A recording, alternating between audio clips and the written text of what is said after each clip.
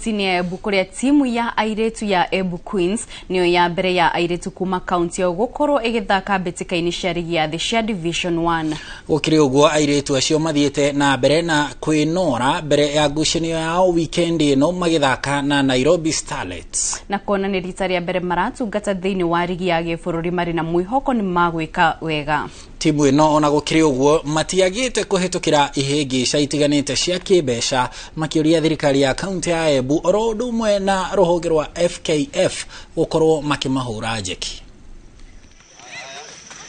Tukicheza huku home tutakuwa tunachezea pale Moi Stadium hapo Tao, na since this is the first ladies team kufika Div 1, naweza urge watu wa Embu County wakuje watu support, at least to encourage more ladies wenye wako na hiyo talanta, waone wa feel like they can actually come up and nurture their talents, wakuje watu support.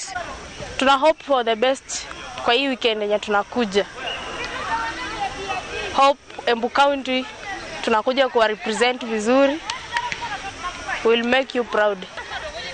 Kwa hii kiwango ya Div 1 hatujawahi fika, but through efforts zetu za kujikaza County League tumekuwa promoted, and najua hiyo bidii yenye tumekuwa nayo huku County League tunaenda kuishow up huko Div 1.